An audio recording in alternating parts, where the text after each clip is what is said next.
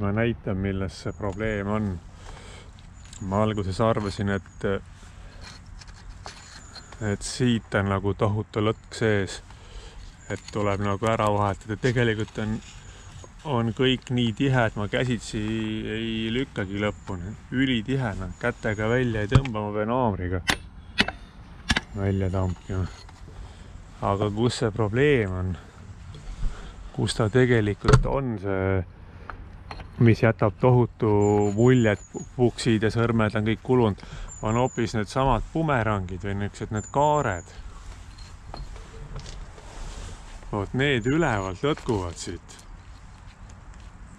Sinna on vaja lihtsalt põhimõtteliselt, ütleme siis, pikki lõtku pukse või seibe on vaja vahele panna.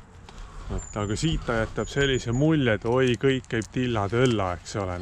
Tegelikult siit ei ole mingit tilla-tõllat, kõik on jumala terve ja tihe. Siit samamoodi. Siin ei ole mitte mingitki lõtku sees ja kõik on jumala tihe, sest see on 2 aastat tagasi vahetatud. See on ainult 300 tundi tööd teinud, ta nii ruttu ei kulu ära, seda on ikka korralikult määritud ka. Nii et see tohutu kulumiste ja lõtkude petliku mulje tekib siit ülevalt nende kohtade pealt.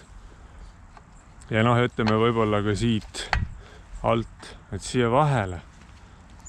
Siia vahele ilmselt oleks siis võib-olla vaja veel või teisele poole näiteks, et ta tõmbaks rohkem pingule. See on vaja lihtsalt seibe vahele panna. Et asi ei ole selles lõtkus nagu selles silindris oli, kus oli ta tõesti tilla-tõlla ikka kohe väga tugevalt. Vaid siin on lihtsalt see, et need seibid on selle paari aastaga ära kulunud. Aga puksid ja sõrmed konkreetselt on täiesti korralikud. Absoluutselt mitte mingit lõtku ei ole. Paar sihukest väga õhukest regulseibi vahele siia.